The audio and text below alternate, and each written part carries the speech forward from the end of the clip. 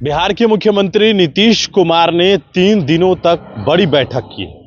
पहली बैठक जनता दल यूनाइटेड के नेताओं के साथ, दूसरी बैठक भारतीय जनता पार्टी के नेताओं के साथ और तीसरी जो बैठक हुई वो सर्वदलीय यानी कि सभी दल जो एनडीए में हैं उनके साथ। मांझी की पार्टी हो, उपेंद्र कुशवाहा की पार्टी हो या फिर चिराग पासवान की पार्टी हो, लेकिन आखिरकार उस बैठक में हुआ क्या? बड़ा सवाल ये है। कई नेता ने बाहर निकलकर अपनी बातों को रखा, बताया कि नीतीश कुमार से मुलाकात होते रहती है, बातचीत होते रहती है, लेकिन अंदर खाने क्या बात हुई? क्यों मुख्यमंत्री नीतीश कुमार ने सभी नेताओं को बुलाया? क्यों बारी बारी से मुलाकात की? क्या वजह रही कि उसके बाद फिर सभी एनडीए के घटक दलों को बुलाया?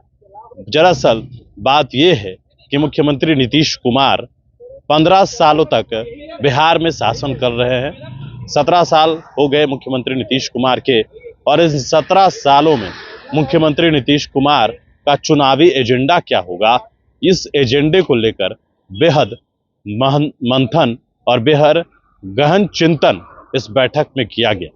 और लास्ट में जो निर्णय है वो यही लिया गया कि लालू यादव के शासनकाल को ही फिल्म के तौर पर दिखाकर जनता से वोट मांगने की अपील की जाएगी। कि इससे पहले 17 साल पहले क्या था बिहार और 17 साल के बाद क्या है बिहार, उसी चीजों को दिखाकर, उसी चीज को फिल्म के जरिए दिखाकर, गांव-गांव में लोगों तक पहुंचाकर उसके बाद एनडीए वोट मांगेगी। दरअसल 15 साल से पहले, इससे पहले भी लालू प्रसाद यादव के शासन काल को लेकर ही चुनाव होता रहा है। जब भी नीतीश कुमार मंच पर भाषण दिए हैं तब उन्होंने लालू प्रसाद यादव के शासन काल का ही जिक्र किया है।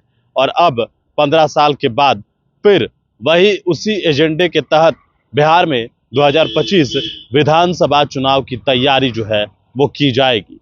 कहीं ना कहीं लालू प्रसाद यादव के शासन काल को लोग जो है वो समझते हैं कि वो बुरा था, क्योंकि उस वक्त को लोग कई तरीके की बात कही जाती है, कोर्ट के द्वारा जंगल राज तक जो है वो कहा गया है। हालांकि नीतीश कुमार के राज्य को भी कोर्ट ने जो है वो महाजंगल राज कहा, लेकिन बड़ी बात यह है कि उस वक्त जो तस्वीरें थी, जो सड़कों की स्थिति थी, जो बिजली, जो पानी की स्थिति थी, उसको लेकर तो सवाल हमेशा उठते रहे। और अब बड़ी बात यह है कि 15 साल के बाद जब सब कुछ हुआ है तो 15 साल के बाद क्या फिर से नीतीश कुमार के लोग उसी शासन काल को लेकर वोट देंगे? क्या इस वोट की जो अपील है वो लोग स्वीकार करेंगे? ये चुनाव में पता चलेगा।